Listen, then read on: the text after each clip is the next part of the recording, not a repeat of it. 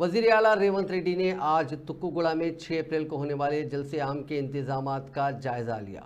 इस मौके पर मीडिया से बात करते हुए रेवंत रेड्डी ने कहा कि इस माह की 6 तारीख को तेलंगाना जनजात्रा सभा मुनक्किद होगी। तेलंगाना में नेशनल कांग्रेस का इंतखाबी मंशूर जारी होने जा रहा है। तेलंगाना का खिता कांग्रेस पार्टी के लिए बहुत खास अहमियत रखता है।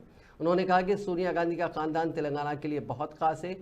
केसीआर के 10 साल दौरे हुकूमत में 100 साल की तबाही हुई है। उन्होंने कहा कि 17 सितंबर 2023 को सोनिया गांधी ने 6 जमानतें जारी की थी। लोगों ने सोनिया गांधी की तारीफ में रियासत में हुकूमत बनाई।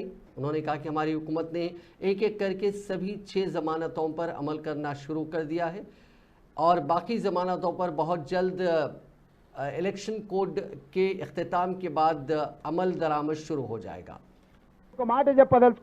పదేళ్ళు మేము ప్రతిపక్షంలో ఉన్నాం. ఏ ఒక్క రోజైనా రైతుల విషయంలో కానీ విద్యార్థుల విషయంలో కానీ నిరుద్యోగుల విషయంలో కానీ మేము ఏదైనా కార్యాచరణ తీసుకుంటే మమ్మల్ని ఇళ్లలో నుంచి బయటకన్నా వెళ్ళనిచ్చినవా?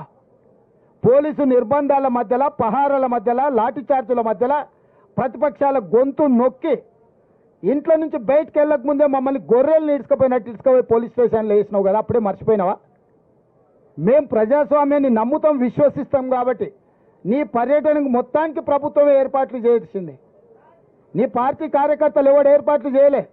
కంప్లీట్గా నీకు రక్షణ కల్పించి ప్రధాన ప్రతిపక్ష నాయకుడు ఎక్కడికైనా వెళ్ళని, ప్రజల్ని కలవని, ప్రజా సమస్యల మీద మొదటిసారి బయటకు వచ్చిండు. కనీసం ఇట్లనే ఆయన పాపాలు అడుక్కుంటాడేమో అని చెప్పి అన్ని ఏర్పాట్లు మా మంత్రివర్గం ఏర్పాటు చేసింది. ప్రతి క్షణం నేను ఎక్కడ కూడా ప్రతిపక్ష నాయకుడికి ఇబ్బంది కలగొద్దని మా పోలీస్ అధికారులకు సూచనలు చేసుకుంటే ఆయన పర్యటన అంతా జరగనిచ్చిన.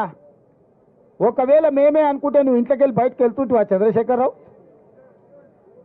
మొట్టమొదట నువ్వు ప్రజల దగ్గరికి వెళ్ళడానికి, కలవడానికి, ప్రతిపక్ష నాయకుడిగా నీ బాధ్యత నెరవేర్చడానికి అన్ని రకాలుగా సహకరించినందుకు మా ప్రభుత్వానికి కృతజ్ఞత చెప్పాలి.